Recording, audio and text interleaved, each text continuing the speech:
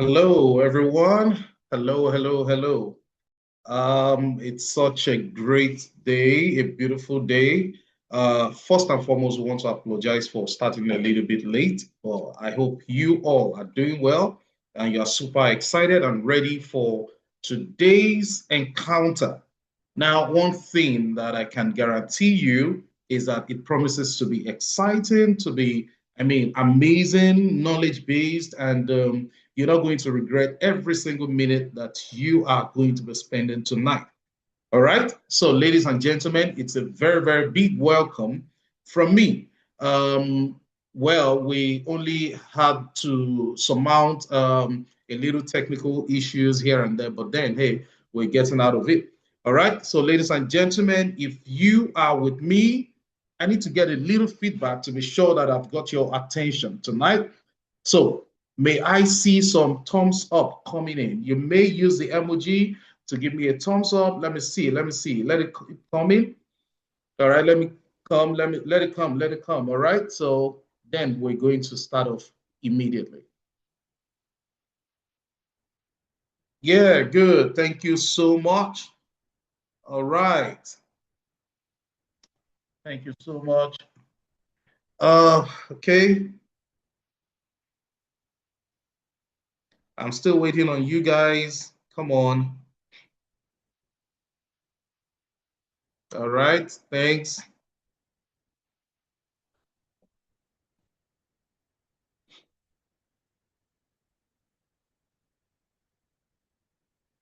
Yeah, Olusegun, thank you. So good to see that thumbs up.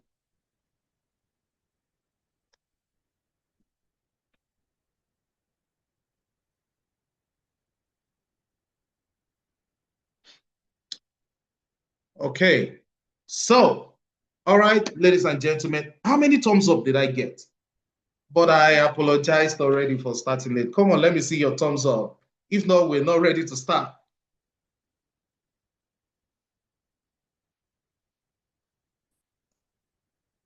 Okay, good, good. All right, guys, thank you so much. Thank you so much. It's so good to have you all here. All right, thank you. Thank you for that, Jerry. I think I owe you one clap as well. All right, ladies and gentlemen, my name is Afolabi Adara. I'm going to be your host tonight on this masterclass session. And like I did promise you all, it's going to be a wonderful time. All right, but first and foremost, may I ask you, how many of us were able to go through um, some of the pre-reads that I put on the WhatsApp link that you all have access to? If you're able to go through some of the pre-reads, can I see a thumbs up to that? Let me see your hand if possible. You were able to watch some of the pre-reads. I think I just put about 2 or thereabout. Okay. All right. So, ladies and gentlemen,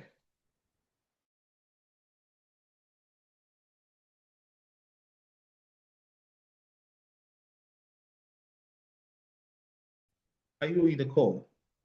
Can you unmute yourself?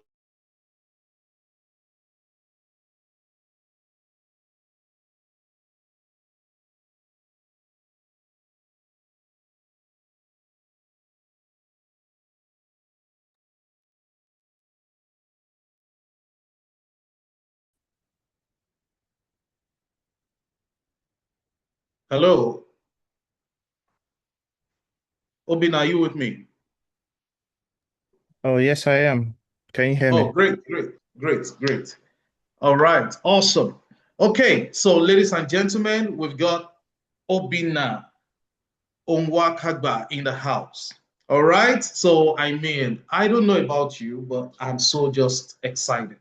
All right, so let me just give you a little bit of a background of who this amazing person is tonight, who is going to be taking on us on this journey in software development. All right. So you all know the title of tonight's encounter already. All right. So, but then you're going to have to permit me to be off camera for a little while. Okay. All right. So Obinna Onwuakagba is head channel Acquiring Engineering at InterSwitch Nigeria, of course. So Obinna is an accomplished senior software engineer and technical leader with over 7 years of experience architecting and delivering high-performance microservices and distributed systems. He specializes in robust back-end design using Java and Spring Boot, real-time messaging with Apache Kafka, and both SQL and NoSQL. Those are databases, of course. Obinna pairs strong engineering craft with cloud-native deployment practices, that is Docker and Kubernetes. Also CI/CD pipelines and spine makers to build secure, high scalable platforms. As a certified safe agile practitioner, he excels at turning complex requirements into maintainable, production-ready solutions while leading cross-functional teams and monitoring and mentoring engagements to improve reliability, reduce technical debt, and accelerate time to market. Ladies and gentlemen, I mean, we are talking about experience here. And of course, this is a free masterclass, more like an intertwine between GOMYCODE and InterSwitch. It is our great delight to bring up our guest for tonight in the person of Mr. Obinna Onwuakagba. Ladies and gentlemen, before Mr. Obinna will open up his microphone to say something, I will show some love by giving an emoji, a clap emoji, or something. Let's celebrate this experience, man. Come on, let me see your emojis coming in. Let me see your clap. Let me see your clap. Nice one, Emmanuel. Thank you. Thank you so much. Thank you. Thank you. Chizaram, thank you. All right, Michael, thank you so much. Awesome. Awesome. I see you guys are already, salivating for this moment. Awesome. Awesome. Ajit Fola, thank you. All right, guys, I've got over 100, about 15 persons in this. Did I say 15? Oh, no. Wow, I've got quite a number here. So let it keep coming. Let your claps keep coming. All right. Okay, so Obinna, over to you at this point. You're so welcome. We celebrate you. Over to you, Obinna. Thank you so much. It's an honor to be here. Sorry, please, can you give me permission to share my screen and maybe show my face to the audience so they know who they are speaking to? Okay, let me see to that. Thank you. So while that is being sorted out, for today's webinar, I'll try my best just to give an oversight on Kafka, how it can be used in, well, I would say our day-to-day lives as programmers or software engineers, the advantages that it offers over the regular queuing systems that we're familiar with, approaches that we can take, how we can use it, and perhaps a little bit of fine-tuning. And I also hope to do a little bit of demo session as well. So it's going to be an interesting one. So while let's just hold on a bit for my permissions to be granted, then we can fully start.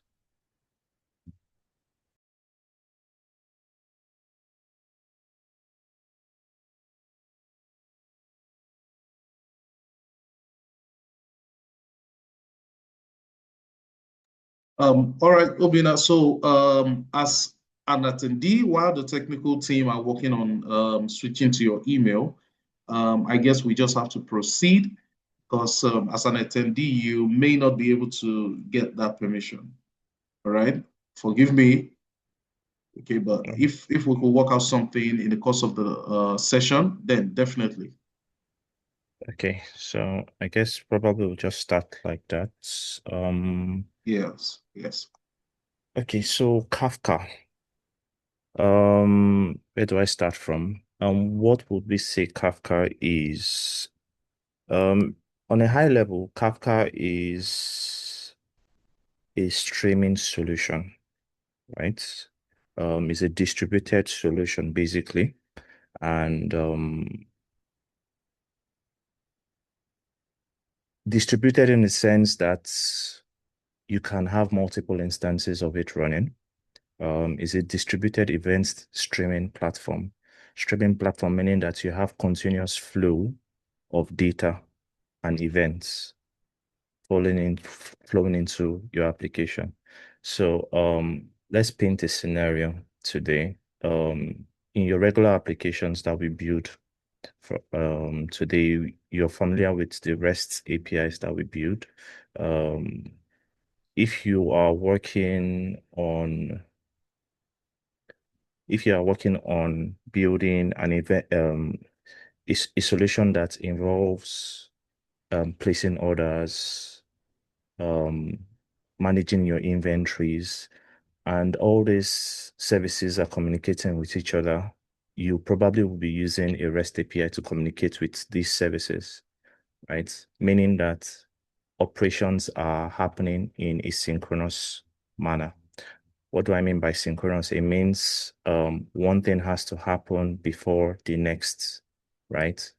And you would agree with me that that process in itself would add a bit of latency to your applications.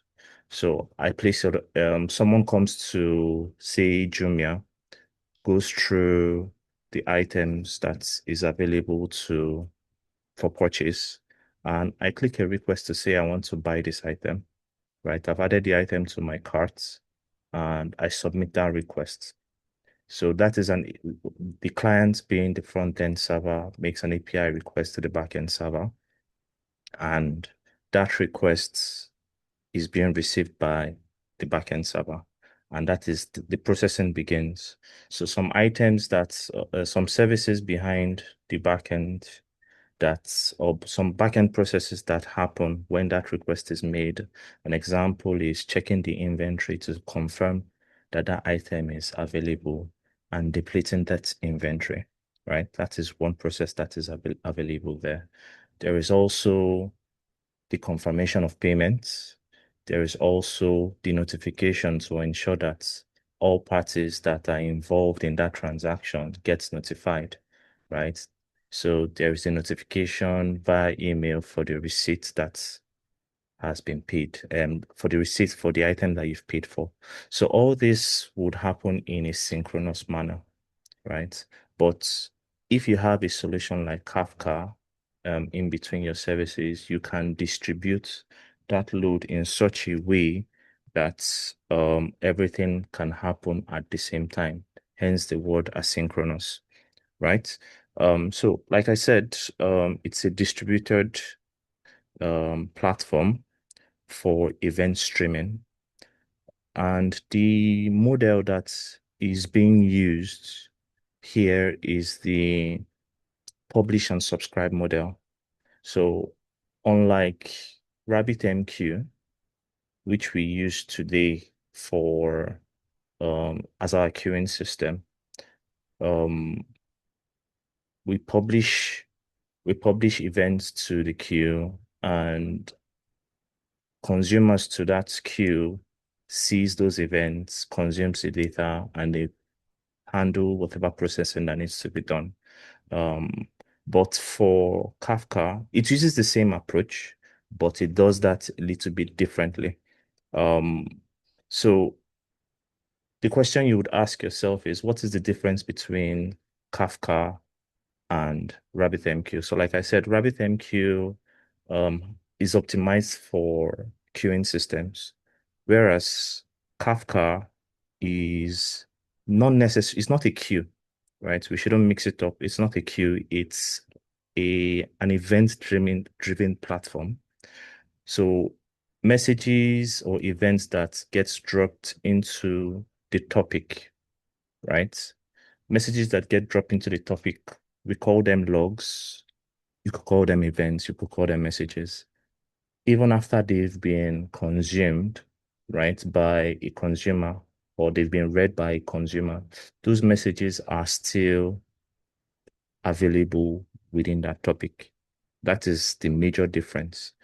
Meaning that come tomorrow, if there's another service that still needs that information, that service would still be able to get that information as long as it consumes or subscribes to the topic. As long as it subscribes to the topic and consumes that information, it will be able to consume the information basically. Yeah.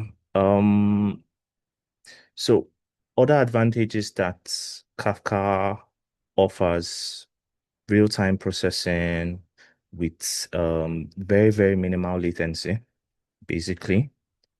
So I would quickly move on to, sorry, I don't have my screen shared right now. We currently have issues around that, and the team is actively working on it. But I'll try my best to be very, very audible. And well, I'll try and explain in details, given that there are no visuals at the moment.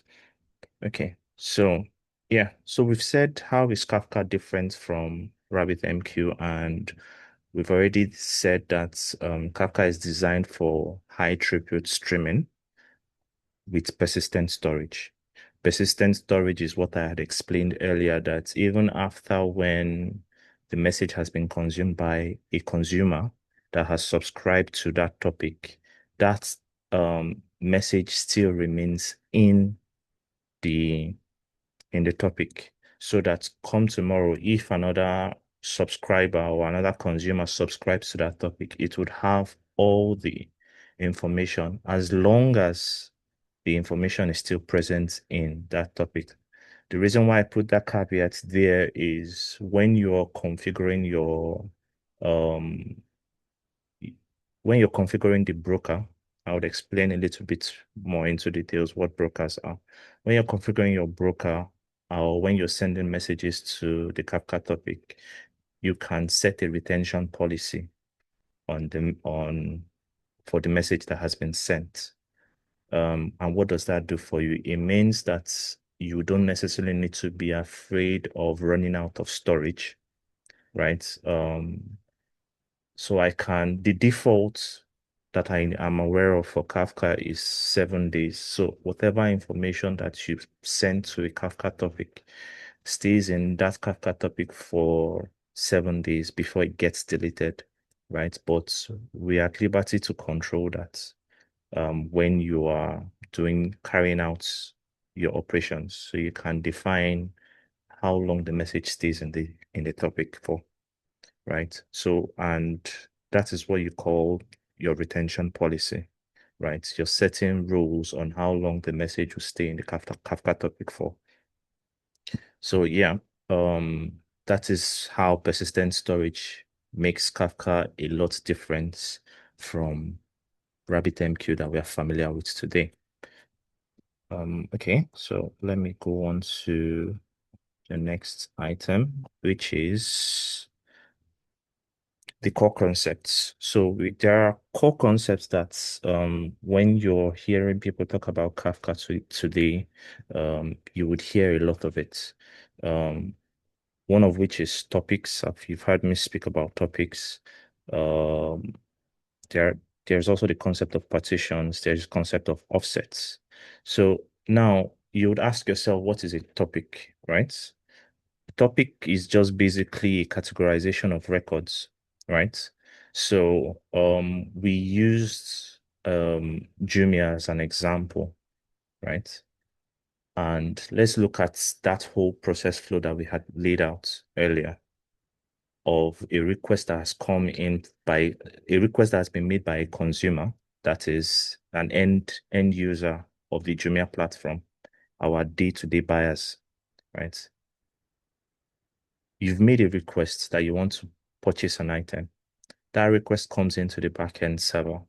So initially we were using APIs, REST calls to call the different services. Oh, check the inventory. Is this item available? Yes, this item is available. The call to deplete the inventory happens. The call to send to the dispatch team for delivery. The call to send an email notification.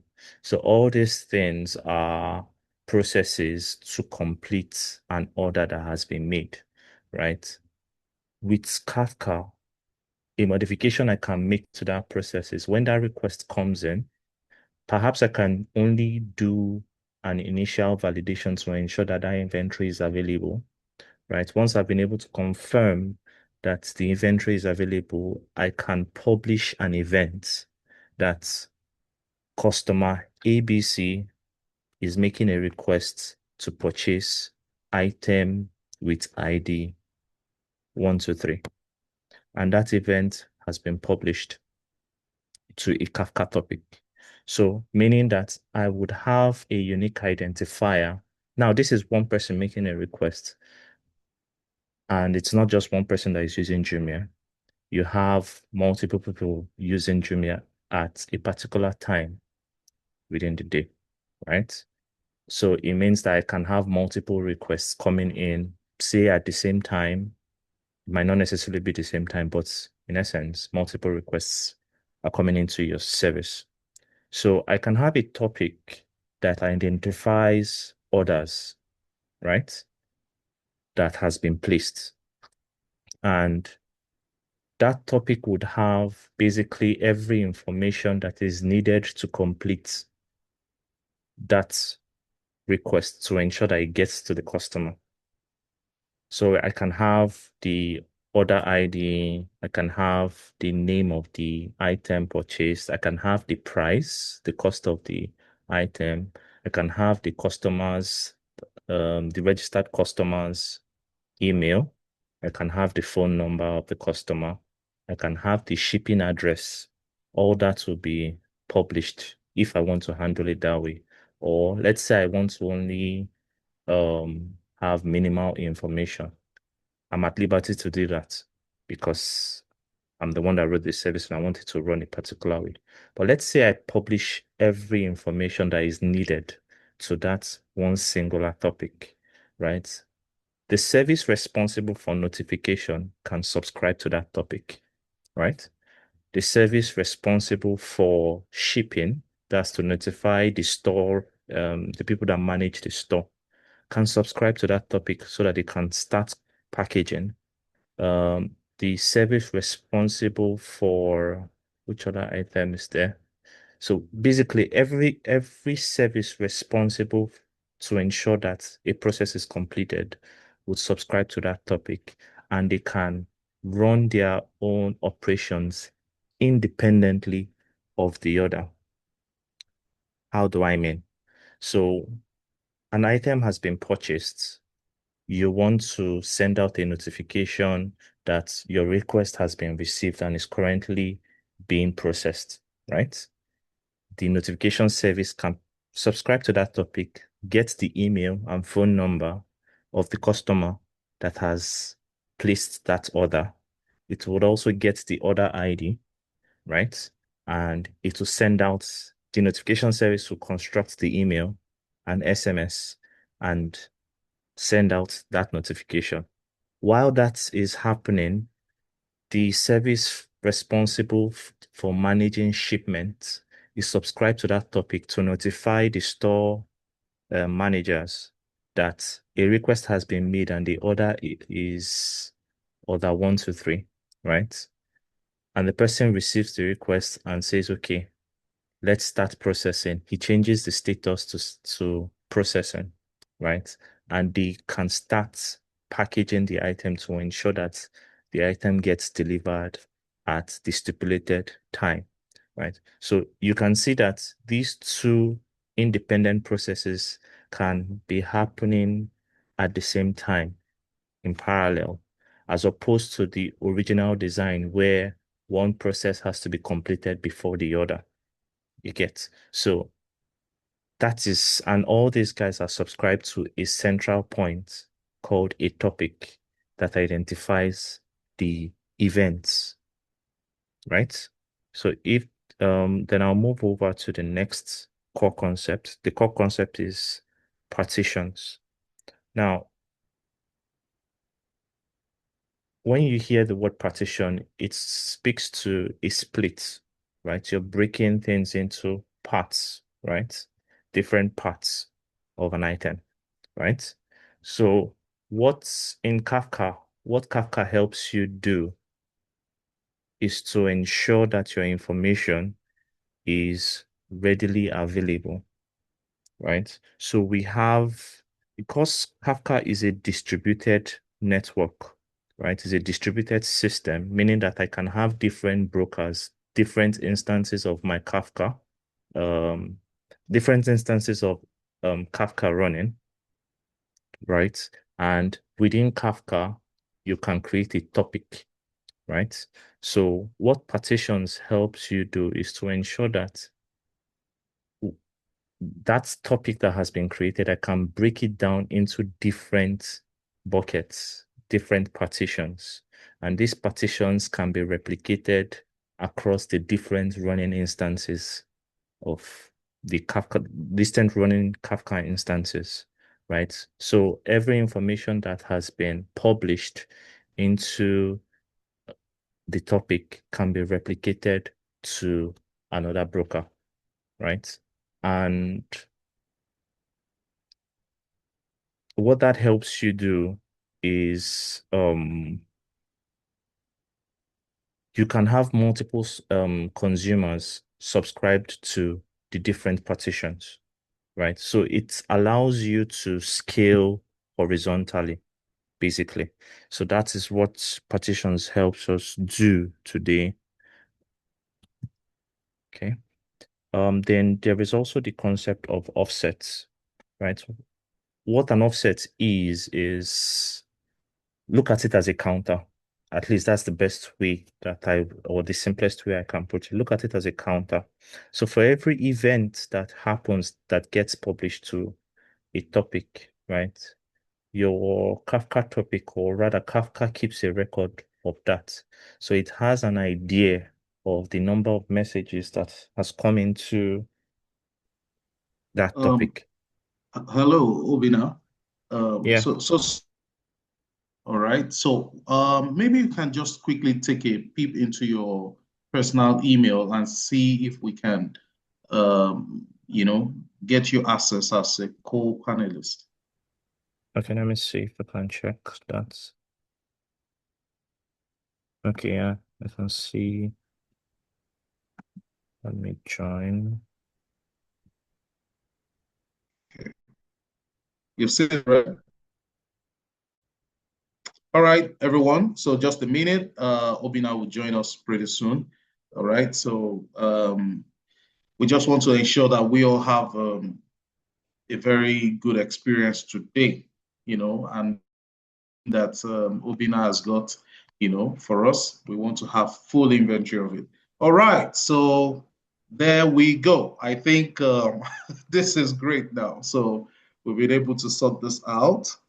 Uh, Okay.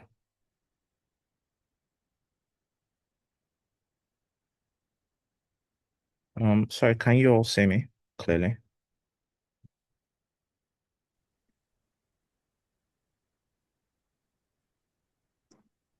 yeah, go ahead, Obinna.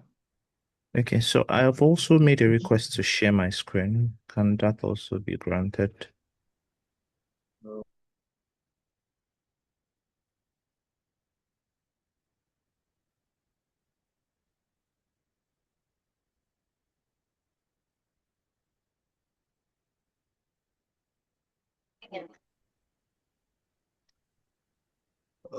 Give me a second. Okay. Okay, so I think while that is going on, I can still continue speaking, right? Yes, yes. Okay, all right, thank you.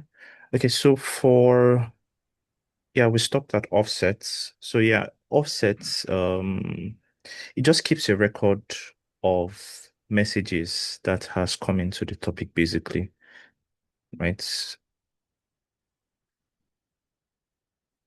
So it's more or less like a bookmark. You want to be certain that um messages that the producer pushes is successfully written into the topic. So yeah, that is basically what an offset does. So it just keeps a record, and with time you would understand why these three entities are very, very important in your process. Okay. So the next item on the slide, don't worry, you'll be saying that pretty shortly, is also the concept of producers and consumers, right?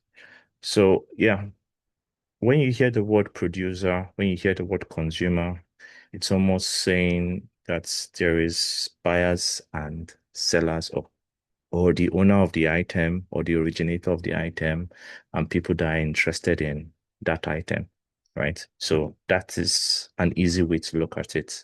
I have a resource, right?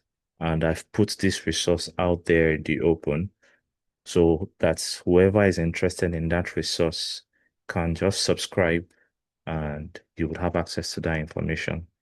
So yeah, that is it on a high level. So a producer, in essence, is a client that that data originates from.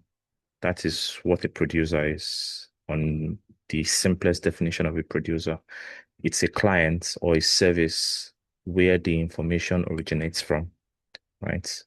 They are the ones, the producers are responsible for ensuring that the data gets written to the Kafka topic, right? Then the consumers, on the other hand, they are services or clients that are interested in that data that is within the Kafka topic. So in essence, the producer produces or publishes, whereas the consumers subscribe to the topic to read the data. So the consumers read information from the topic while the producers write information to the topic. So that is um, basically it on a high level. Yeah. Then speaking of the offsets, how does the offset now play in line with the producers and in line with the consumers? So the producers are responsible, like we already know, the producers are responsible for writing data into the topic, right? And when they write data into the topic, they keep a record. The Kafka keeps a record of that counts. So it increments the offset that, oh, originally there was no information in this topic. Now this information has been added. So we've incremented our offset from 0 to 1, right? Now, the consumer, on the other hand, is subscribed to that topic. So it sees that there is a change. The consumer is subscribed and is constantly pulling, constantly checking for information that's been written to the topic. So the consumer also keeps a track of that offset. So to the producer, it increases the offset. The consumer has a record of the offsets. So on the consumer side, the offset value is 0. So when it reads and it sees that, oh, there is information here that I have not read, it reads, it fetches that information, does whatever processing that needs to be done, then it commits. So once it's done processing, it commits the information back to the broker, telling the broker that, oh, this item here, I'm done processing. I don't need the information again. So it commits that record. So if I was to look at it from a RabbitMQ standpoint, that commit that is happening on the broker deletes the information from the topic. right? But for Kafka, we've already said that Kafka does not delete information, is different from a topic. It always keeps a record of that information that has been published. So the information would still remain present there. So, but the difference here now is that commit is telling the Kafka broker that I would no longer need this information because I'm done processing this information. So you would never need to worry about processing the same information multiple times. Although that could still happen if the code is written badly. And I'll explain why that is during the course of the presentation. So yes, so it's offset management through commits, automatic rebalancing, pool-based consumption model. So yes, so the producer pushes to the topic, the consumer reads from the topic. And for Kafka, the APIs or the methods that makes this possible on the producer's end, the method is called send. You're calling the send method, whereas for the consumer, you're calling the subscribe method. So you're subscribing and specifying the topic that you're subscribing to. Yeah. Okay. So now how does all this play when it comes to microservices? We've already painted a scenario for you using the Jumia. So I'll still come back to the Jumia approach. Um, just to give us a real life scenario, right? So when you're talking about microservices, what is a microservice? A microservice in the microservice architecture. We are saying we have a service that does particularly just one thing, is responsible for one operation. So I can build a service, a microservice responsible for notification, and that is all that service is responsible for. I can build a service responsible for um, debits, payments, right? And that is all that service is responsible for. I can build a service that is responsible for name it, but the whole idea is in the microservice architecture, you have a service that is responsible for just one operation, right? And it might do other things, but the whole idea is only items that have that same um language. By language, I mean they speak to the same thing, right? Those are the only items that you would group and put inside the same microservice. So I have a service responsible for depleting inventory. I have a service responsible for notification. I have a service responsible for um, delivery, right? And I have a service responsible for receiving order requests, right? So these are four independent services. The question you now ask yourself is how can these four services communicate with each other to ensure service delivery to the customer, right? In the Jumia example, we said the order service receives the order from the customer, that is from the front end. And once it receives that order, it publishes an event to the Kafka topic. These different services are subscribed to this topic, right? And when they are subscribed to this topic, they are aware that an information has dropped. So the notification service picks the information that it needs from the topic and sends out an SMS or sends out an Obinna, email. do you want to check if you can share your screen now? Okay, let me try again. Oh, yes.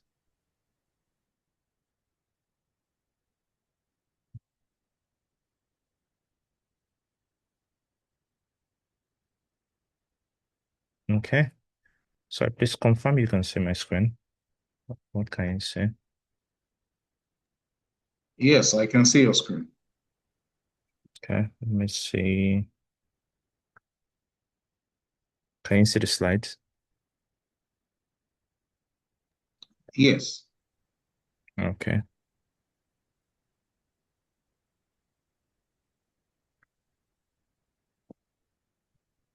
Okay. All right. So yeah, this is where we currently are. Um, So yes, so we're painting the scenario of um raising Jumia as an example. So we've published the event and these services are subscribed to the topic and they've read the information that is what they need and they are carrying out their own individual operations independent of other services, right? So, and all this happens in parallel.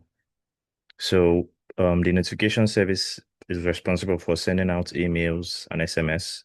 So it does that whenever it gets an event or it sees an event in the topic, right? So all this I can be dropping multiple um, messages into the Kafka topic, and it's the notification service reads, sends out email, sends out SMS.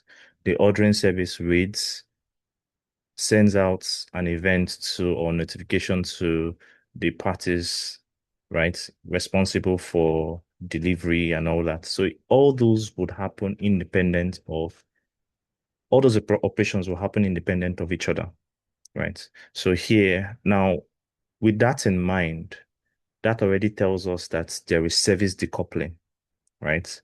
Meaning that services are independent of each other. No one is waiting for the other one to complete an operation before it starts its own operation, right? So that is what service decoupling is about. Then real-time processing, right? Um, Everything is happening at the same time.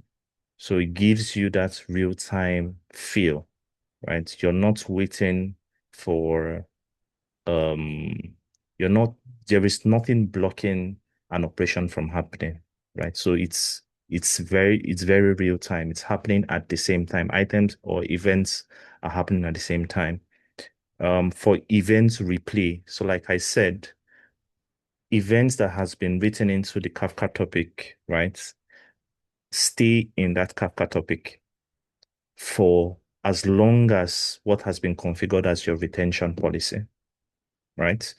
So if I configure, say, 1 month, it means that whatever I've pushed into that or written into that Kafka topic, I can go back after 3 weeks and replay those messages, right? And I'll be able to still see those messages, right? So look at it as you're logging events as they happen and you're just stacking them on top. You're stacking them, stacking them. So if I've read an information, yes, I've told the broker that I don't need that information. But come tomorrow, if I still want to access that information, it's still very, very possible. That is what event replay is speaking about. Then you're speaking on horizontal scalability. Um, as you add more consumers, by adding more consumers, this is me delving into okay, so still speaking on microservices. So microservices with the help of the likes of Docker and Kubernetes, right? You can spin up instances of the same application multiple times. Sorry, let me plug my laptop. You can spin up multiple instances of a microservice, right? And it will still give you the same feel and same operation. Right? It still give you the same output. Nothing necessarily changes. So I can scale my application. I will have just that one singular topic, right? And increase the number of instances of, say, take for instance, still using the Jumia angle, I might I have the notification service that is responsible for sending out SMS and emails, right? Now, orders might not necessarily be coming in, right? I might have multiple notifications that needs to be sent out, maybe doing promo, name it, different things, but there is a spike in the number of messages that needs to be sent out or notifications that needs to be sent out to be it customers, be it internal managers, and name it, right? But there is a spike in messages that needs to be sent out, right? And you cannot, let's say one instance cannot process that many events, right? So what do I do? I can spin up new instances of my notification service. And these instances will be subscribed to that same topic, meaning that I can now process more information at the same time, right, as they're coming in. So that is what horizontal scalability is speaking to. Fault tolerance. So yes, because you're not running your broker on just one um you don't have just one single Kafka instance. You can have multiple Kafka instance named brokers. And these Kafka instances together, they're called a cluster. So you can have a cluster of Kafka brokers, right? And messages can be written to the master instance. That information that has been written to the master instance gets replicated to other instances. So with that in mind, if one instance of the Kafka broker goes down, right, all is not lost. You can still read your information from other instances. So Kafka would automatically re-elect a new lead responsible for ensuring message delivery, right? And all that has been abstracted. You don't need to bother yourself about all that, right? But in essence, the information that has been written to one instance gets replicated across all instances, and you can read from either of them. So that is the advantage it offers to our microservices, right? Yeah, so multiple consumers. So I had briefly spoken about this when I was speaking about scalabilities. Okay, Obinna, yeah, it's been a very educative session so far, so good. I mean, even in the midst of the glitch and all that, I was able to pick up a few things. But I wouldn't know. Attendees tonight might have a question or two. Maybe we could just take a little pause and Okay. see if we could have questions in the chat. All right, so we have the Q&A tab. So guys, you may just want to put in your questions there real quick. So that Obinna can just attend to it before we proceed on the remaining slides. However, just for you to know, I'll be setting up a couple of polls and in the very near minutes from now. All right. So please make due to attend them as you listen. All right. So we'll be waiting on your questions in the question tab as Obinna proceeds. All right, guys, let the questions come. All right, Obinna, over to you. Okay.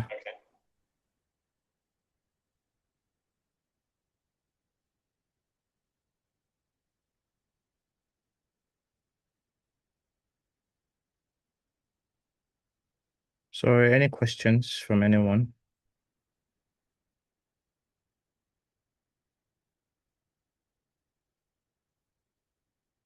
Okay. When there are large messages like emails, how do we spin multiple services? Is it Kafka or what? Or where does that, who orchestrates that? Okay, yes. So maybe I would show that so like I said, um Kafka can handle a bunch load of information, right? So in essence, what you'd be scaling up would be your microservices, your consumers.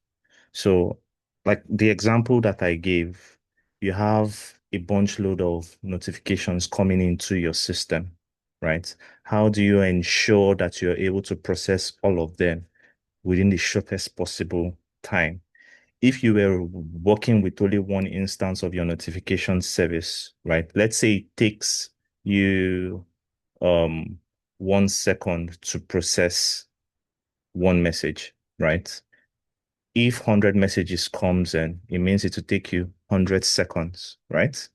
So now, or let's use a minute, right? So it will take you 100 minutes to process 100 emails or 100 notifications.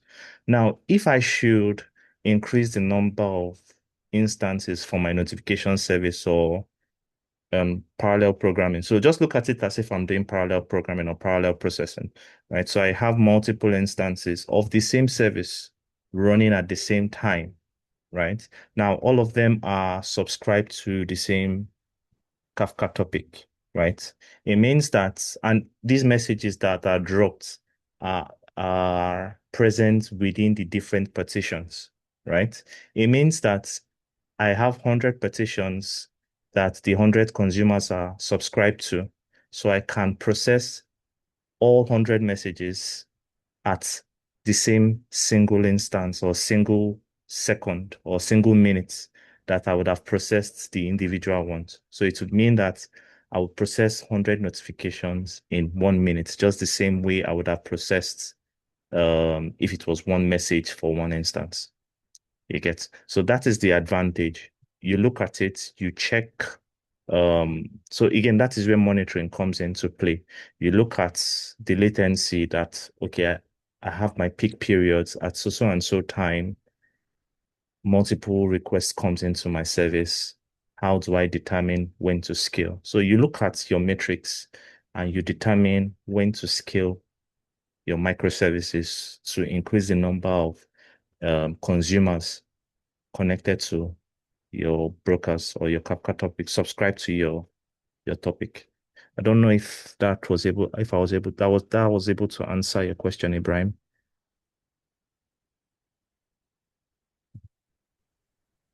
Okay. So I really do hope that was able to help answer his question. Obinna, you may want to check the question tab. All right. There's a question in there as well. Okay. So please, In where do fact, I go two to? If questions. Yeah, yeah. So someone here is saying, can you do a demo to set up a Kafka system for a simple notification service?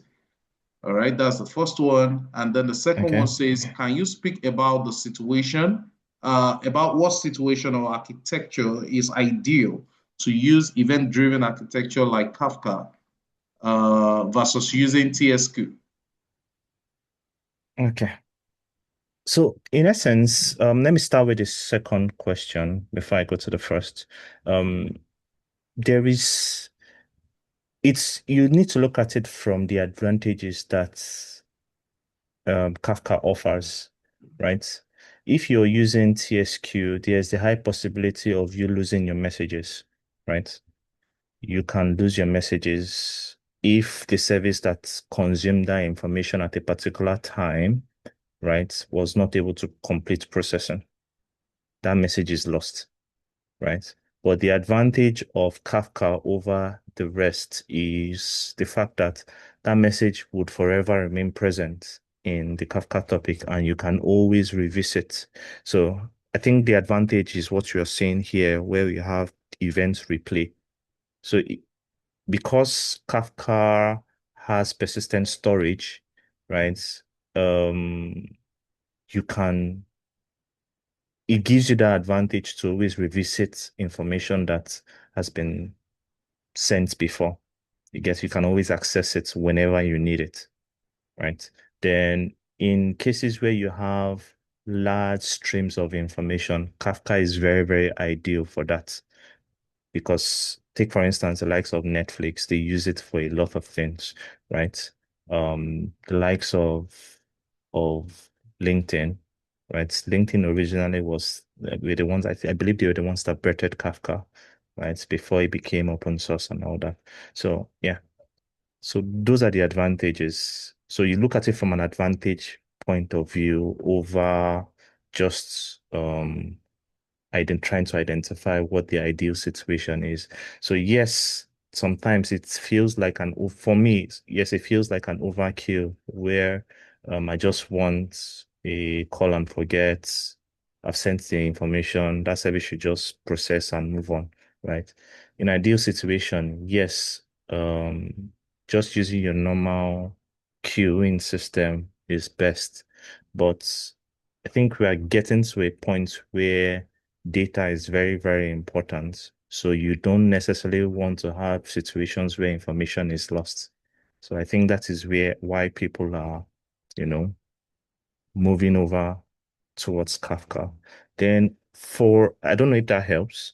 Then for the first question, it's actually, if I quickly take a scroll to the beginning, you would see that I actually do have a practical session, right, planned, right? So I think the faster we move, the faster we get to that. Yeah. I'm sorry, are there any other questions so that maybe you can read out the questions for me, then I can. No, I think it's just the two. Okay. Okay, okay. I think it's just the two. Okay. Hmm. That's fine. So you can just go ahead.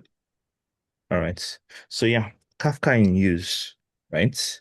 Um, you already understand the concept of producers, the Kafka cluster, and the consumer. So this is just a high level of what we are trying to do. So I can have multiple instances of my producers, a service that is responsible for ensuring messages get to the topic that is within a broker.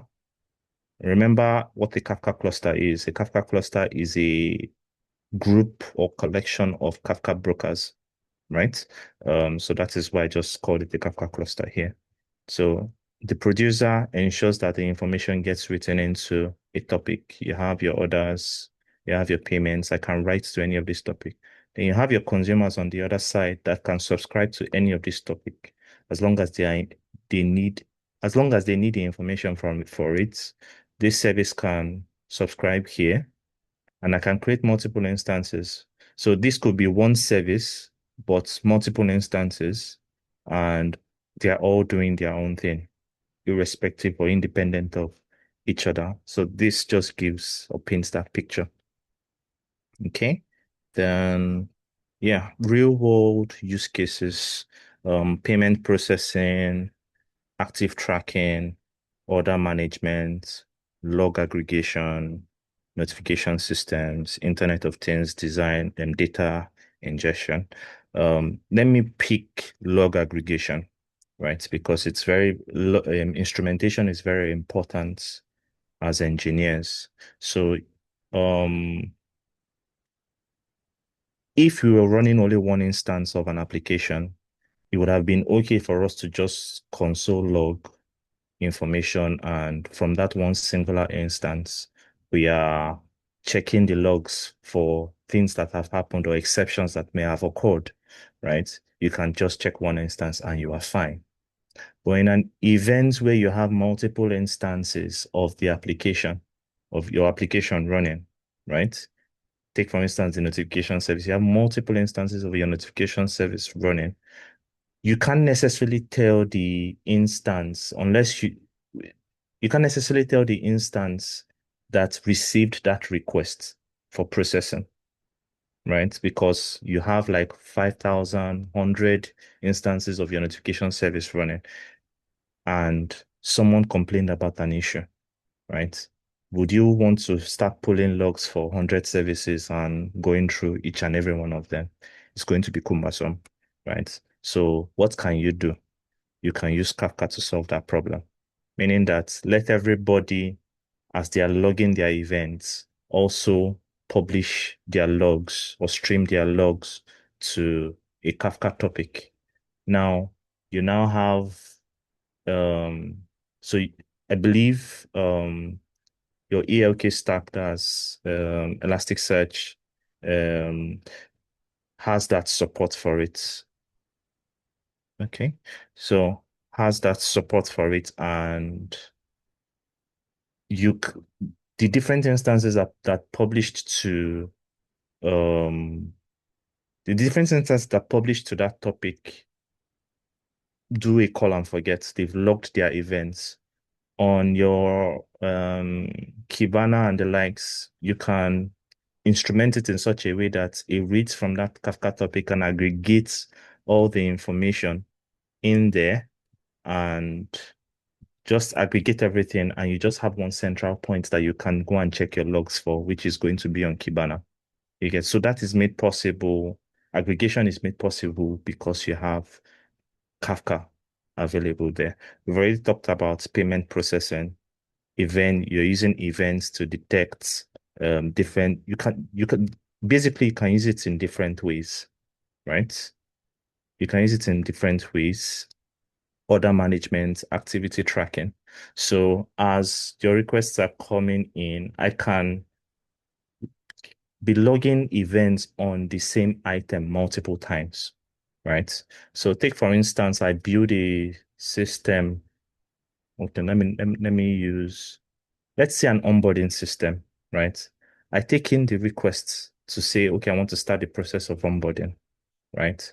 And there are different stages before onboarding gets completed. So I can be publishing for the onboarding ID. I can be publishing an event whenever there is a state change, right? And that event that I'm publishing, or that topic I'm publishing to, with the ID of the onboarding ID. So I'm pushing into the Kafka topic the onboarding ID and the stage that I'm currently in, right? And the notification service can subscribe to that topic and send in an email out to the prospective customer, right?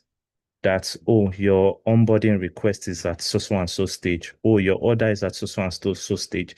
So that is another use for um that's another use that we have for activity tracking and all that. So this just is, in a nutshell, gives a real world use case of um, how we use Kafka today. Then moving over to our demo setup. So for the demo, I would be using um, Docker to set up a Kafka instance, right? And I'll be using Spring Boot just to show you a brief producer, a simple producer, and a simple consumer, right? So these just are the four items that basically is needed. So let me quickly open up Docker. So yeah, so I'm sure you can see that it's already running here. So, but I'll show you basically what I did. So the first thing, I'm using Docker Desktop. Also, I'm sure if you check online, you probably would see a Docker Compose file that you can use to spin up one. But if you're using Docker Desktop, it's a lot easier. So you go to Docker Hub here and you just search for, I also put it in the slide. I'll try and see if we can share. I don't know if it's possible to share the slides with the house. So yeah, you just search for Kafka basically, or Apache. Yeah, Kafka. So you see different implementations, right? But the one that I used is this guy here, Apache Kafka, right? And what you want to do is basically um, pull the image, right? Now, once you click on pull, it will download the image into your box, but it's not yet a running container. So over here, you would see the images here. So this is the Kafka image that I pulled, right? Um, if I want to spin up a new instance separate from the one that is currently running, because let me come back to my running containers, you would see that this instance for Kafka is running on ports 9092, right? I can spin up a new one, a different one entirely, right? So if I should click on this play button, right, I don't think I have any environments. I can call it Apache test 2, right? And just clicking on run automatically would, oh, if you notice, I didn't specify a port, so it will use a default port for me, but it has started up an instance for me. So if I should come back to my running containers, you'll see that Apache test 2 is running. But because I didn't specify a port, I would not be able to reach it externally. So I would want to stop that. Let me do it again and specify a port that would be used. So you want to do this, then you want to specify your port. So let me run the port on 9088, 9088 Apache test 2.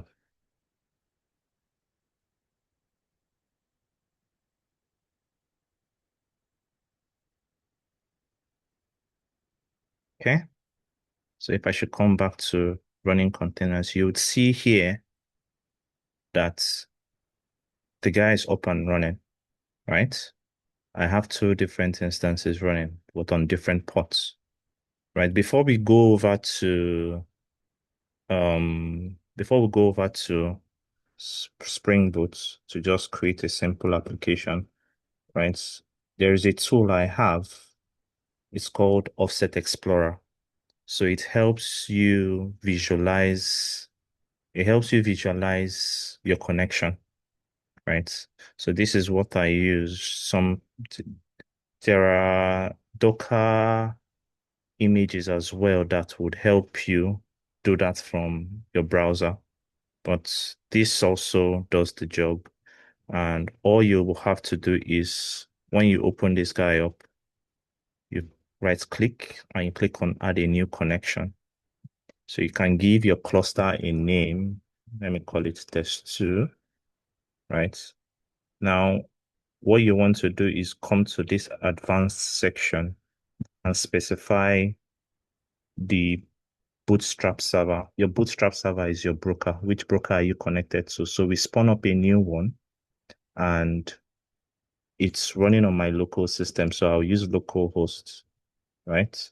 Now the question is, what port is it running on? So you can see here, the default port for Kafka is 9092, 9092.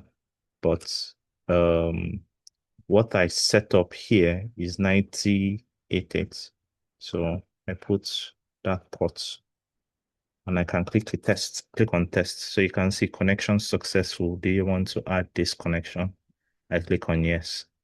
So if you look at it here, test 2 is up and running, and this is my broker, right? But right now, if I come under topics, you would see that it is empty. There is no topic available.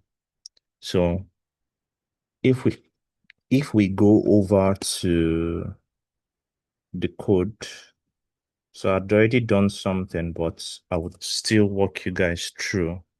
Again, on the slides, you would have seen that I said create a Spring Boot application. The dependency that you need for all things Kafka connection is basically this.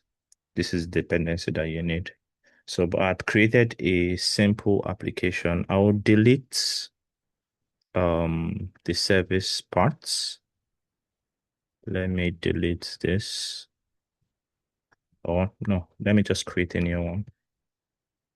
So again, you don't necessarily need to cram this, right? I always advise people don't cram, because if you say you want to cram, trust me, you would be very, very slow in implementing. You just need to have that understanding and know what exactly it is that you're trying to do. So what I want to do now is I want to implement a producer, right? And I want to produce to a specific topic.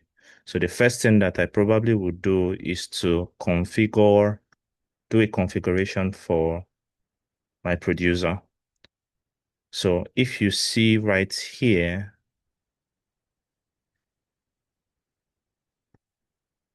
okay, if you see right here in my application properties, I specified my Bootstrap servers. Right now, I was in this application, I was using 1992. But right now, I'm using ports 9088, right? And so this server port is my application port, right? So I'm using port 9088.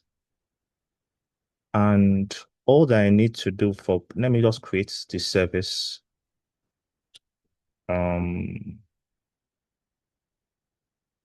GOMYCODE. service. Okay. So I annotate this with a service, and let me create a final string. The constants for the topic that I'm using. For me, old topic.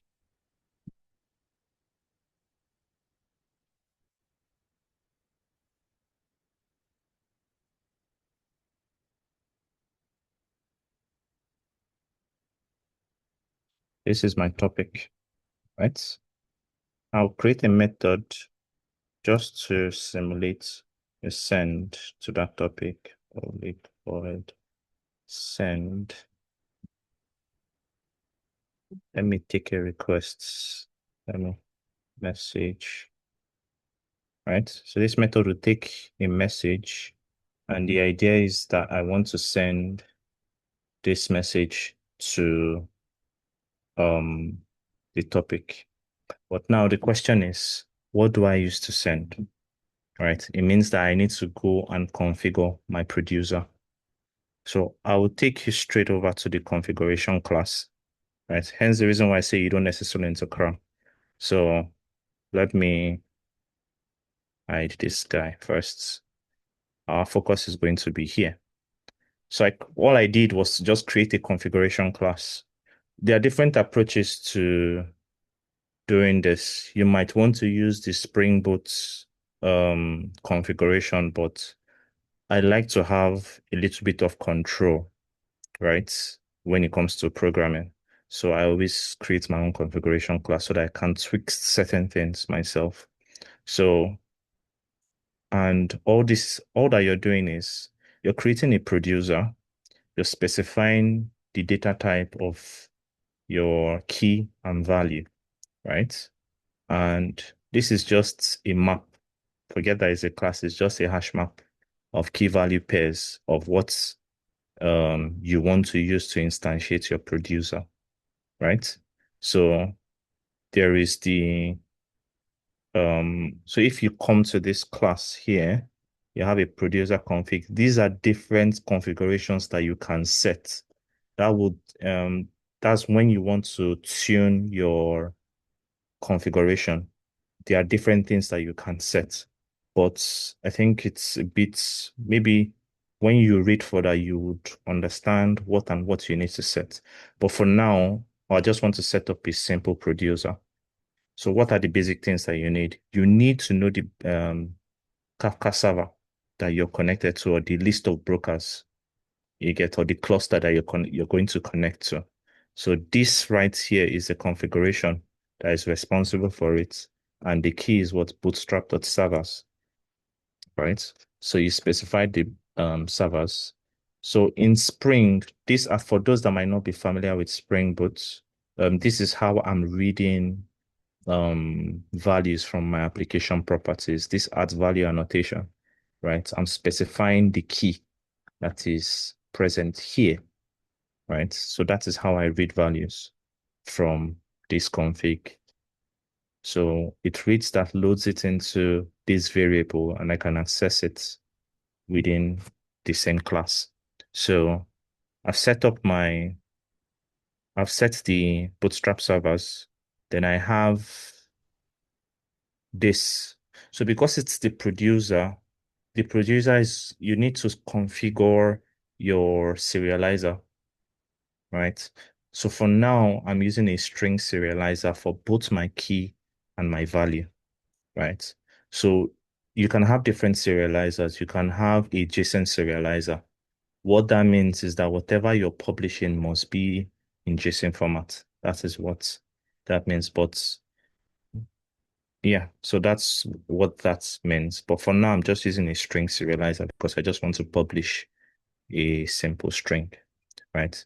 I would explain to you what this is, right? So this item that is commented out, it's also part of configurations that you can use when you want to tune your connection.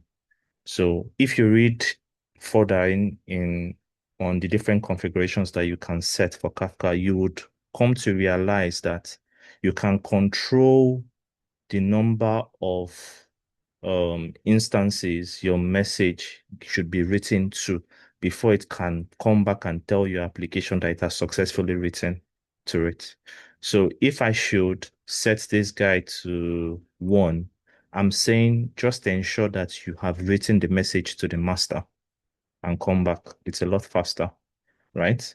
If I should change this value to all, it means that my message should be written to all the different Kafka brokers before I should come back and say that it has successfully written or published the message.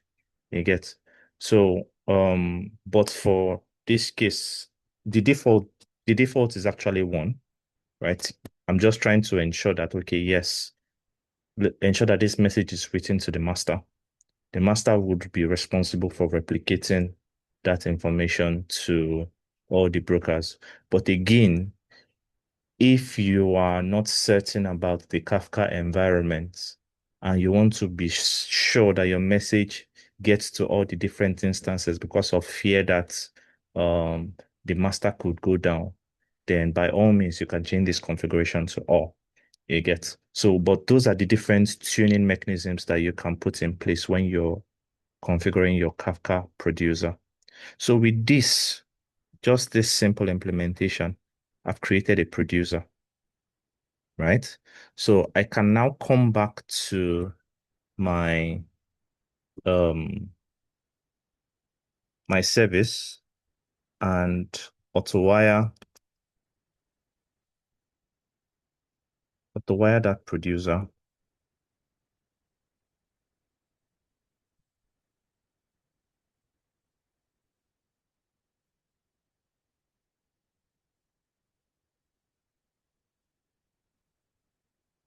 Yeah. And all that I'm doing from the slide, you would see that I am just calling the send method. So if you look at the send method, what does the send method take? It takes in a property, and that property is called a producer record, right? So I cannot just pass message here. So it takes in a producer record. So I create a new instance of a producer record. And the producer record too, let's go into the class. This is how you instantiate a producer record. So there are different constructors. There is the constructor that takes in the topic name, takes in the partition, takes in the timestamp, takes in the key, takes in the value. There is a constructor that just takes in the topic, the key, the value. There's a constructor that just takes in the topic and the value, right? So you're at liberty to go whichever routes that you want to go. So what I would just do is something simple.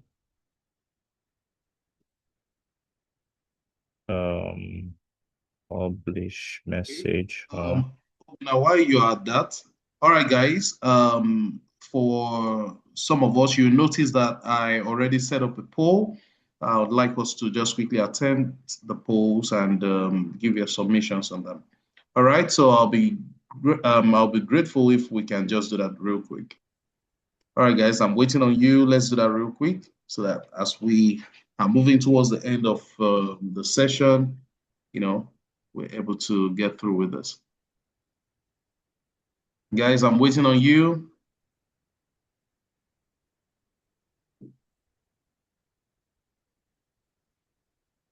Are we seeing the poll?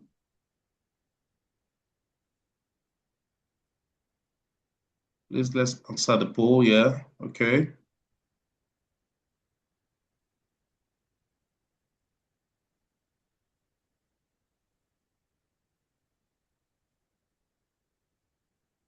Guys, I'm waiting. If you've not answered the poll, please do.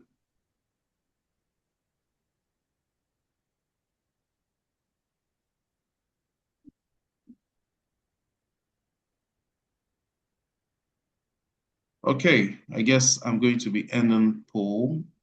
Okay, good. Good. All right, let's keep coming. We have 2 more people to go.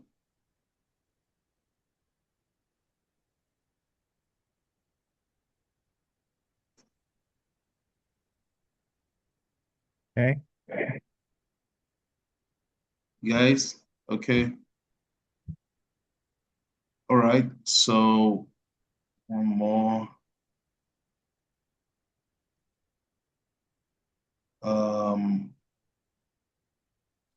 Okay, so I'll set up another poll in a jiffy. But before then, Obinna, please permit me to just quickly share my screen. Okay. All right, thank you.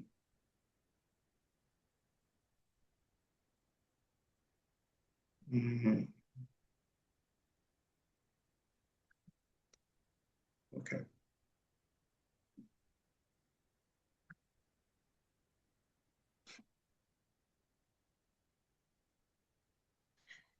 All right, guys, I believe you all can see my screen at this point.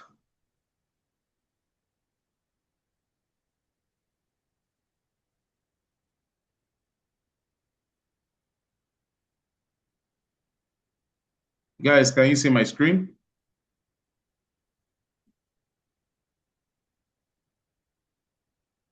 Obinna, can you see my screen? Yes, I can clearly. All right, great, great, great. All right, guys. So a very quick one, a very, very quick one. So we just need to let you know that this is more like a synergy between GOMYCODE and InterSwitch, making it possible for us to be on this masterclass session tonight. All right, so I'll just like to intimate you on a few things about GOMYCODE. So basically, like we all know, GOMYCODE is an edtech company in Nigeria, and our journey started about 7 years ago now, not exactly 5 years ago, about 7 years ago. So GoMyCode's foundation is rooted in a profound passion for technology and especially games. All right, video games. That's how it all started. Now, pushed by the desire to share the passion and to empower talents through technology, Go My Code was born. So basically, Go My Code's desire is to see that young people are able to have a full grasp of tech. All right, like of course our panelists tonight, in the person of Obinna, of course, is a tech professional. I believe specifically software development, and that's why we could be able to talk about all this. All right, so many of us are already acquainted with some tech skills. All right, so now what are we trying to do to bridge the massive digital skill gap?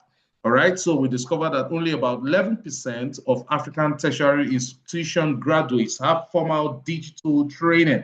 And if we are talking about 21st century skills, we are basically talking about digital skills. All right, so say about 7% of African business leaders identify digital skills development as a priority area in need of further investment. So it's been discovered that if there's any area that Africa, Nigeria as the giant of Africa needs to pay close attention to is in this area of bridging the digital skill gap. All right. So, and I believe that we are on the pathway, and that Go My Code is ensuring that that happens. All right. So now let's look at something. All right.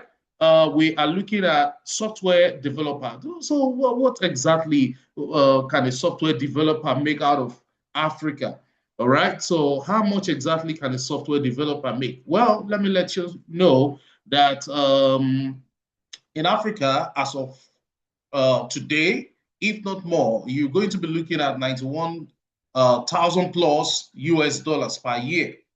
All right. So, I mean, why wouldn't anyone want to do software development? All right. So, and this, of course, is a skill that you can lay hold on, with Go My Code. All right. So far, so good. We have over 30,000 students enrolled. As I speak of as of today, say about 50,000 plus students enrolled. We have over 1,500 instructors who are ready to guide people and put young people on the right track of digital education. All right, so we have over 200 to 300 recruited partners. All right, so I mean, these are some of the reasons no one should lag behind and diving into what GOMYCODE has got to offer. All right, so as of today, we are in over 9 countries.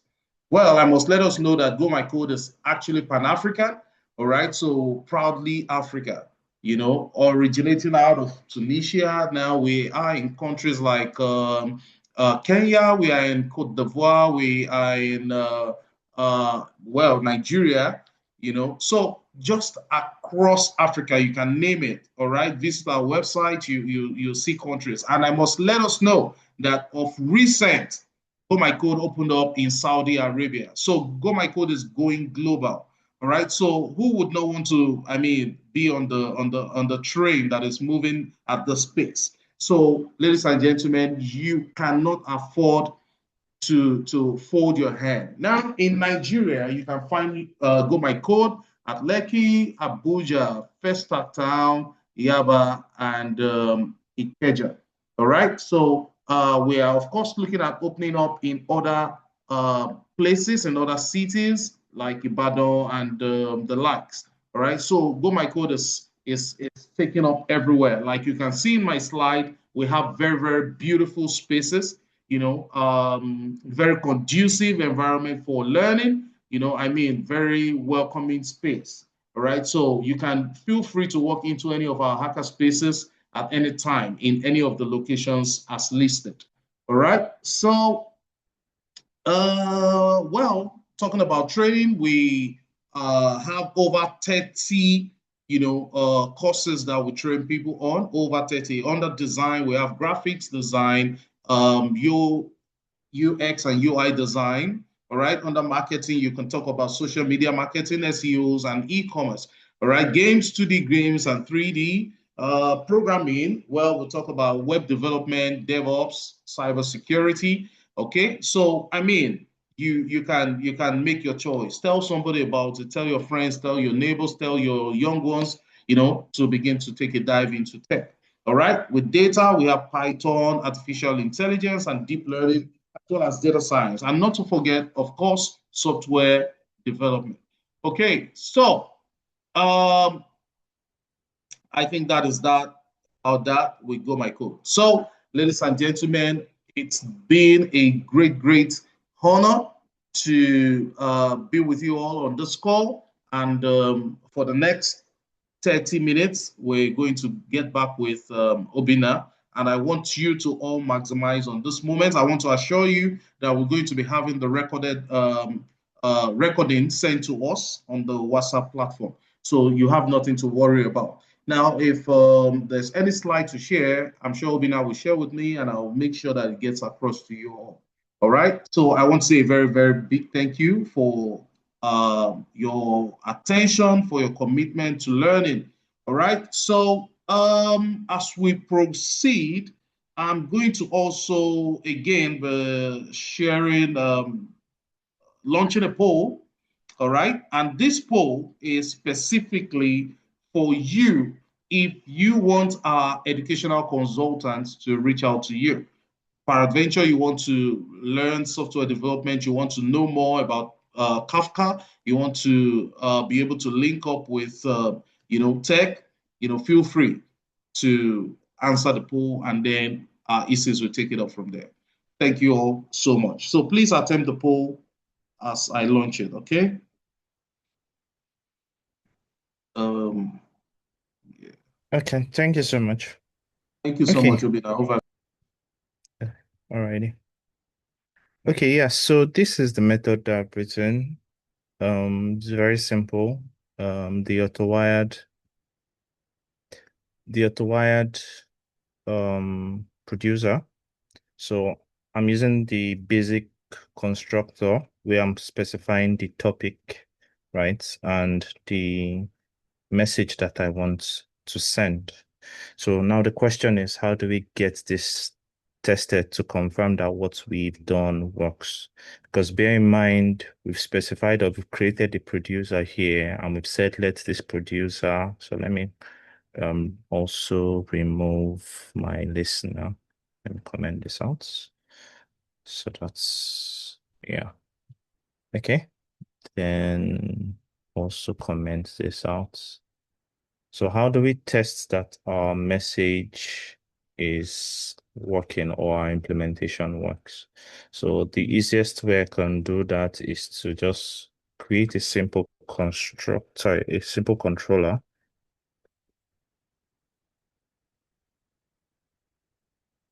For my controller. I will annotate it with REST controller and annotate it with request mapping. Let me use Go My tests. So I would use a get method, public response entity. So let it just return a string for me to say done, right? Tests publish.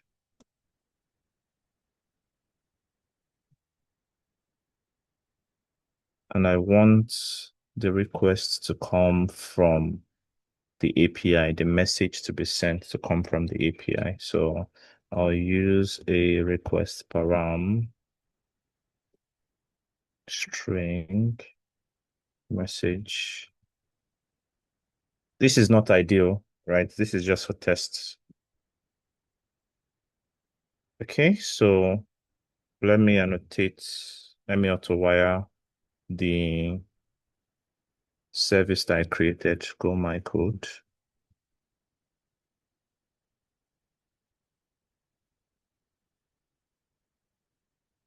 Then also expose the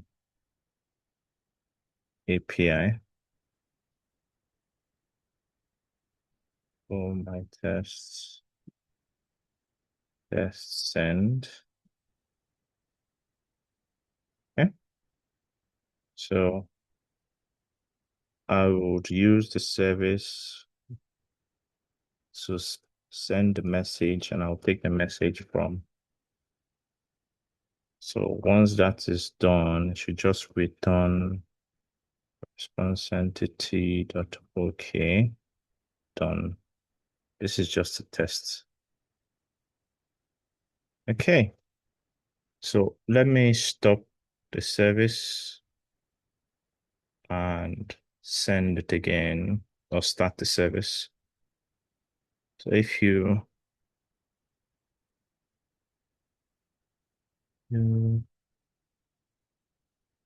okay, sorry, one moment.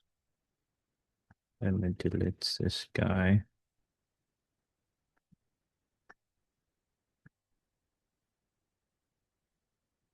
Oh no.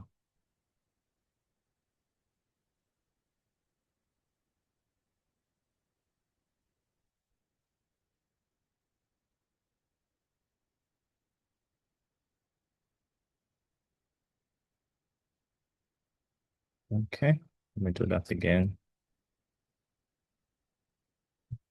Yeah.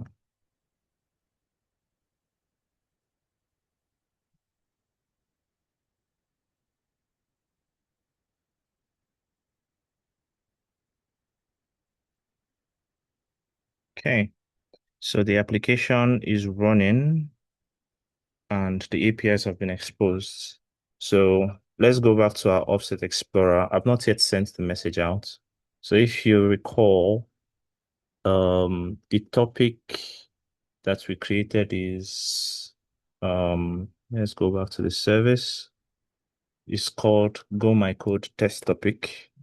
And the broker that we are connected to is on port 9080, which is this test 2, right? But if I should refresh this guy, there is no topic available. So let's make a call to the request. So since it's a get method, I can use my browser basically. So my application is running on ports 1994, and the API that I exposed is a get method, and as we know, get methods you can just access it from your browser basically.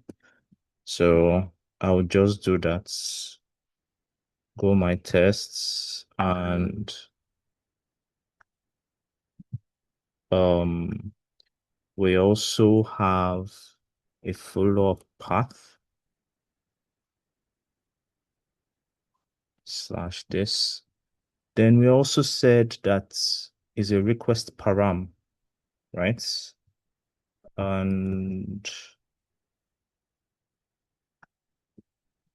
for request param is followed by a question mark, the name of the key, followed by the value. Thanks. Thank you so much. So if I hit this, you can see it got to my service and it returned done. If I should come back to the logs, you'll be able to see that there is no error. The producer has taken effect.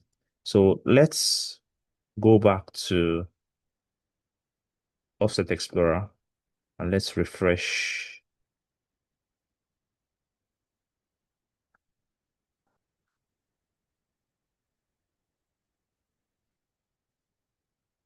Hmm.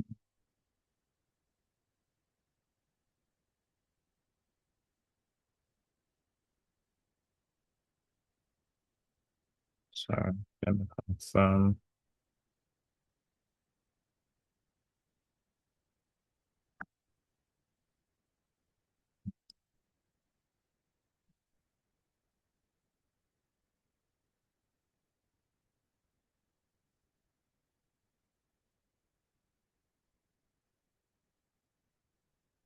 No,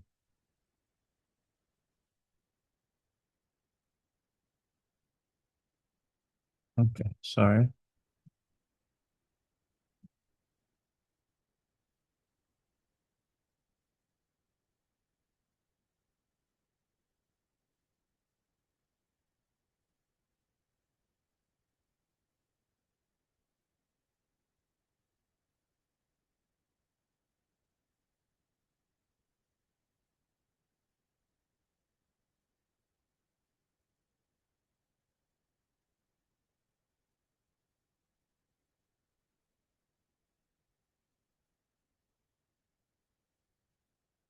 But for some reason, it's still pointing to 1992.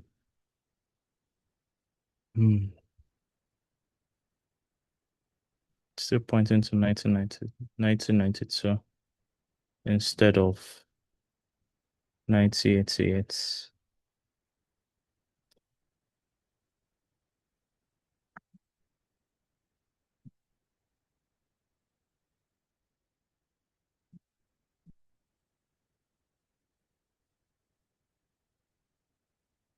Okay.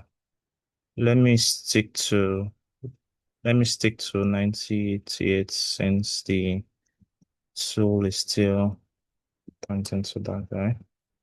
1992. We run. Let me fire the request again.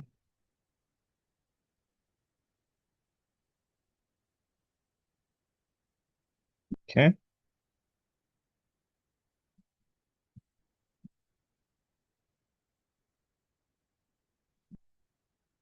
That's wrong. Okay, yeah. So if you look here, it's created the topic for us automatically.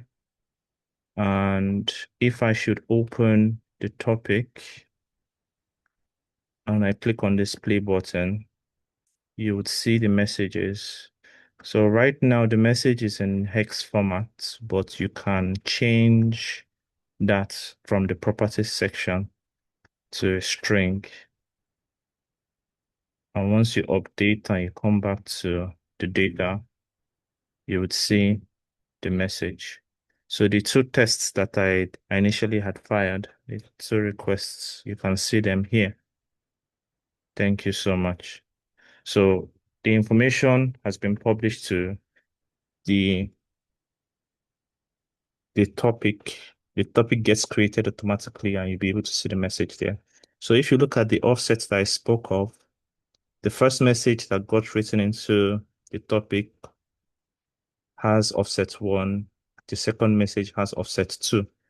Different timestamps, right? I didn't specify the key. That is why you have a null key, right? And both of them are written to partition 0, right? So if I had a consumer, if I had my Kafka listener enabled, right, you'll be able to see that message printed out. So let me just quickly do that. And just like you have in the slide, to add your listener is very, very simple. Spring Boot makes it a lot easy for us to do. So you create a method, annotate the class with at components, annotate the method with at Kafka listener, and you're just specifying basically the topic that you want to listen to. So right now, what is the topic that I'm working with is GOMYCODE. So I take that, I pass it to the listener, specified a group ID. Then this is me just telling the method that, oh, whatever is here is a payload, and you're to read that, right? So, and I'm just going to print out what is going to consume. So if I should stop the service and start it afresh, right? So I've started the service afresh. The application has started up. Let me clear this out. Let me change the message. Okay, no, there is a mistake. So right now, if I should test this out, it probably would still not work, majorly because I've not yet configured my consumer. So let me stop it again and ensure that my consumer is up and running, right? Um, so to configure your consumer, similar to the producer, there are different properties that needs to be set. All right. So similar to the producer, the bootstrap servers, because for your services to communicate properly, they need to be connected to the same brokers. They need to be listening to the same topic. If there is a misconfiguration in the two services around this part, then you would have cases where the service that needs that information is not getting that information, right? It's a common error. So on the producer side, you're using serializers. On the consumer side, you're using deserializers, right? So that is the difference here. This is just the consumer group ID. Yes, so these two configurations here, these last two, they're very important. So you have the auto commit config, right? So if this guy is set to false, it means that you want to be responsible for telling the broker that you're done processing and can commit that offset, thereby making it possible for you to not process the same message over and over again. By default, this configuration is set to true, right? But there are times where you'd want to be the one responsible for telling the broker that, yes, you've processed successfully. An example is in the notification part. You want to explicitly tell, because let's say there are issues, maybe memory issues on the service, and your service restarts without, as in restarts intermittently. So in such a scenario, you would want to set this guy to false so that you'll be responsible for telling Kafka that, oh, this message that I've consumed, you can go ahead and close out that offset so that I don't consume it again. You get, so that is what this configuration helps you do. Then this last configuration here that says the offset reset config, um, that I've configured to latest. So it has two possible values. You can set it to earliest or you can set it to latest. Earliest means that whenever the consumer connects, it should be able to go as far back as the beginning to read messages that was published to the topic. That is what earliest will do for you. But if I should set it to latest, latest means forget about what was in the past. I'm only focused on the now, right? So whatever message that was sent earlier, your service or the consumer will not be able to pick it. So with that in mind, you need to know when to use whatever configuration. So yeah, let's start the service up. I know you guys might have questions in that part, so but I'm almost done with the presentation. Okay, yeah. So the service is up and running. Let's fire the request again. Thank you so much. To okay, can you see? Um,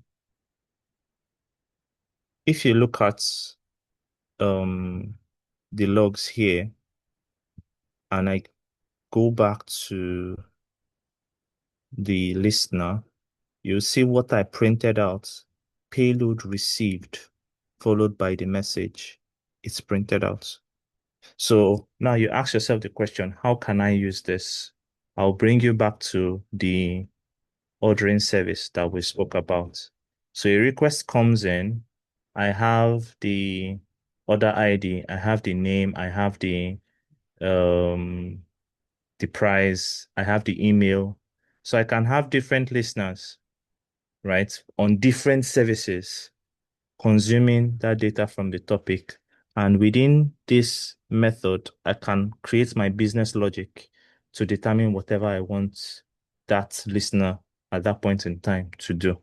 You get. So this just shows the detachment. One guy is responsible for publishing, the other is responsible for listening and completing processing. You get. So this is just a simple demo. Okay. Um, Let me quickly go back to the slide so that I can round up. I've kept you guys have tried basically. So yes, we've covered this. We've also spoken on the live demo, the setup using Spring Boot, the events, the consume events. Then we've gone through the flow. Best practices, yes. So design considerations, performance tuning, monitoring, essentials. Basically, I'll share the slides with the team, right? I'll probably make a little bit of modifications and maybe add some tools that you can also use and links for further study. So yeah, basically, reliability patterns. So there are specific things that you need to consider, some of which I've already mentioned. You need to be able to, you need to know what exactly it is that you want to do so that whatever configuration that you're putting into place, right, would cater, the configuration will cater to it basically. So it's not all brokers that uses earliest, or rather, it's not all consumers that want to use earliest. It's not all consumers that want to use latest. So you need to know when to use what, right? There are different use cases, right? But it's just for you to understand what that configuration does, and you can apply it to your approach. So in a case where you're doing analytics, right? You would want to have all the information so that you have the correct data. So in such a scenario, you would want to use earliest because you want to have all the information, right? In a case where you're only focused on what is happening at that particular point in time, maybe status reports, or you just want alerts, an alert system. You want to build an alert system. You would want to focus on latest, right? So this is an example of when to use what you get. So yeah, that's basically it. And that brings me to the end of the slide. So let me quickly check the charts. I don't know if anyone has any question. Okay, I can see some. Okay, questions, please. What are the common cases for consumer lags in Kafka, especially when some consumers stop consuming of it? Oh, yes, this is a very good question, right? So there are a couple of reasons why Kafka can, I won't use the word fail, but everything still boils down to configuration, right? And a very, very good example, right? I won't speak on lag for now. I'll speak on messages that get lost, right? A very, very good example is when you have more partitions than you have consumers. You get now just sit back and think about that a bit. Having more partitions means that messages can be written to any partition at a particular point in time, right? So if I have 100 partitions, right, it means that I can have 100 um, messages coming at the same time and they are written to different partitions. But I now only have, say, 50 consumers, right? And these 50 consumers are only subscribed to 50 partitions, right? So it would mean that I would only have ability to read 50 messages out of the 100, right? So in such a scenario, you stand a risk of losing 50 messages. So my advice or part of the things that I've come to experience over time is you would always want to ensure that you have more consumers than you have partitions, right? So in in the spirit of tuning, performance tuning, those are things that you also want to check. How many consumers do I have? How many partitions have I gone to create? So you always want to ensure that the number of partitions that you have is way less than the number of consumers that you have. That way, the consumers are racing for information. You will not lose information. Then also, there are different configurations that would also help in um, consumer lags, right? One of which is mean in sync, right? So a lot of people always stick to just default configurations. You get, even me, I don't know all the configurations. Every time I experience an issue, I do my research and I find out, oh, there is this configuration I can utilize to tune or improve my processing. Mean in sync is one of them. What does mean in sync entail? It entails, oh, how many I might be mixing it with the producer part, but before meaning saying says before I close out or see a message has gotten to the broker. I think it works in tandem with Axe, basically, that is on the producer. So you want to ensure what meaning sync tells you is you want to ensure that it has replicated that information that was published to n number of brokers before it will determine that process as successful, that write as successful. So there are different configurations that you can actually put in place. I think another one that I saw recently, right, is how um the leaders are elected, right? So there are configurations that you can put in place for those heartbeat checks to determine when a leader has died and how fast it is for the broker to elect a new leader. You get so there are tunings that can be put in place to help with that, basically. Um, so running multiple instances for services. Okay. What is the risk of duplication in terms of client requests? So yes, this happens, right? It happens most of the time. And I think part of the things that I would also advise that needs to be done is you as the engineer, you need to make sure that your applications are idempotent. What does idempotency mean? It means that no matter the number of times I send a request out, right? You should always give me the same request out. It should always give me the same outcome. That's what idempotency is just all about. So is there a way for you to identify a transaction that you've published, right? Maybe a combination of the status and a reference, right, should determine whether you should update or maintain status quo. You get so you can handle it that way. I know also Kafka too has configurations that you can put in place for idempotency, right? But I think it works in tandem with the keys. But I mean, when you delve deeper into the different configurations, you'd see tools or things that you can use to just improve processing when it comes to Kafka. Everything still boils down to what you have configured. Hence the reason why I said that as a developer, we should always look at utilizing our own configurations as opposed to utilizing the defaults. Um, okay. So I think those are the only questions there. Again, I would give you other examples. So for the question that was asked on the question that was asked on what scenarios would you find yourself using Kafka? If you remember the slide also said in payment processing, right?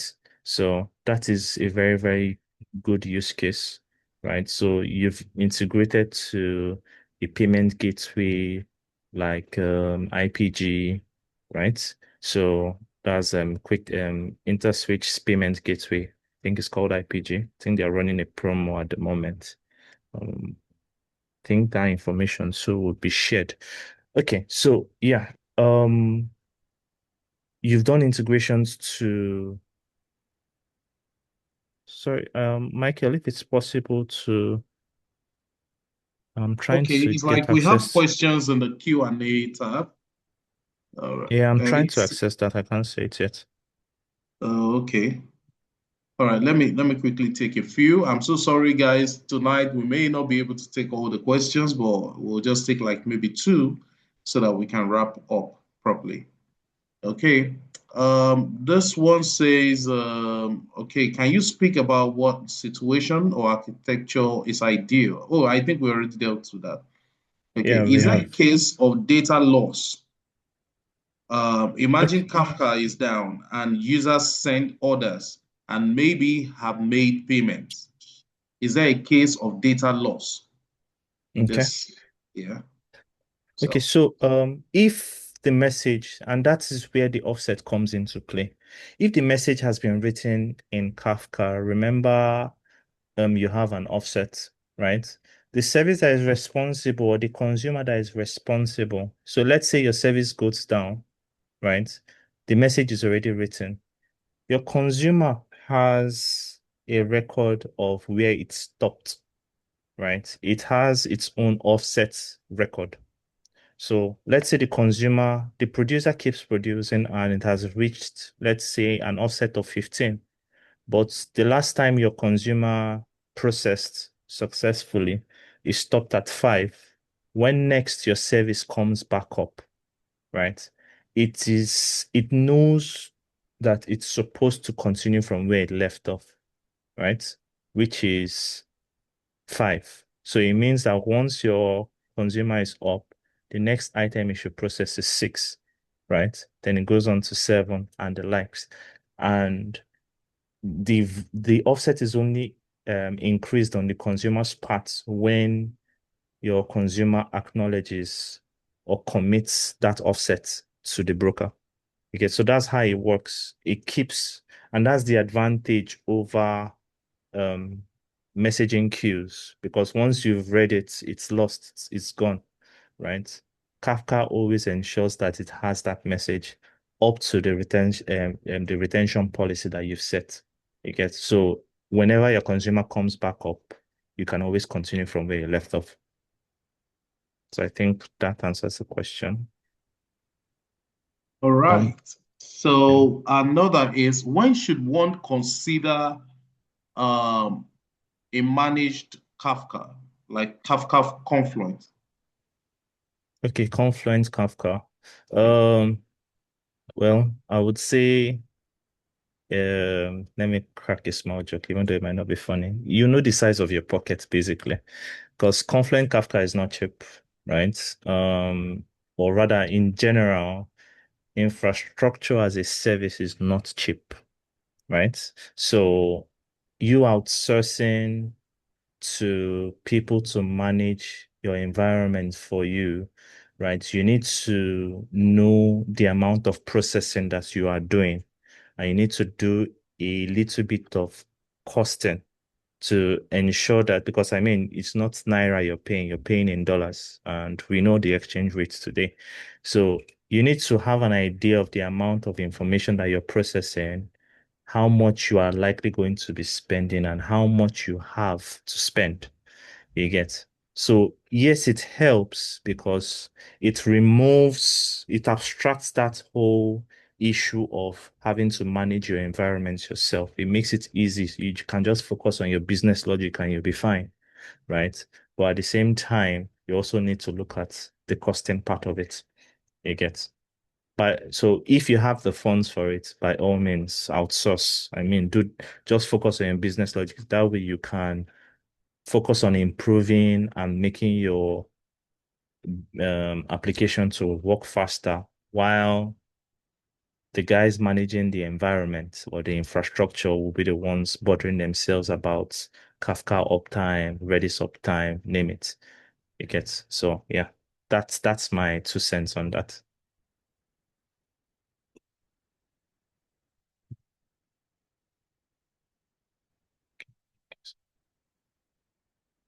All right. So another one says, how do one handle case or cases of latency issues in consummation of topics? Mm, Cases of latency issues in consummation of topics. So again, if Kafka is actually very fast, right? So if consumption is taking so much, it means that you do not have enough consumers to process the amount of information that is within the topic. You get so in such a scenario, it would mean that you need to scale your consumers horizontally. You need to increase the number of instances of your consumer service that you have. That way, you'll be able to process more at the same time. You get so remember what I had explained earlier that the producer is working independently and you're pushing information or publishing information or events to a topic, right? And there are times where you would find, okay, this is a peak period and I am processing more information than I normally would. So in such a scenario, one instance would not suffice. So in such a scenario, you would want to increase the number of instances of your consumers. You get so that way more partitions is assigned. So instead of one instance subscribing to n number of petitions, right? Doing all the work. You now have more instances, and originally the single instance was subscribed to 5 petitions or reading data from 5 petitions. Now I've created 4 more instances, meaning that I can now have one instance or one partition on each instance, and all of them will be processing in parallel. You get so that is basically that way it reduces the risk of or reduces the chance of you having latency in your application. All right. So finally for tonight, in the case of running multiple instances of services, including Kafka, what is the risk of duplication? That is in terms of client requests and broadcasted topics of Kafka. Yeah, so How so also how yeah. does the multiple instance relate with Kubernetes, right? or any other infrastructure scaling tool considered? Okay, so yes, that's a very good question. So I think I missed out. I might have shown it, but I didn't speak on it. So what so if you have multiple instances, right? One way of handling and preventing duplication, there is what you call a consumer group, right? And a consumer group ID. So I have multiple instances of the same application, meaning that multiple instances subscribe to the same Kafka topic, right? How can I tell the broker that, see, these 5 instances that you're saying is the same guy? So if you're distributing information or you're giving work to these workers, don't give the same information. Give individual information, right? So what makes that possible is your consumer group. So you would want to ensure that when you're creating your listener, you want to specify the same consumer group ID, right? So when you specify the same consumer group ID, then it will mean that the same consumer group ID exists across all your individual instances of the same application. So that way, it almost makes your queue, sorry, it almost makes your topic act like a queue, but again, it's not a queue, but it gives you that prevention mechanism to ensure that you're not processing the same information on different instances at the same time. Yeah. So you can use, that's what the consumer group helps you do.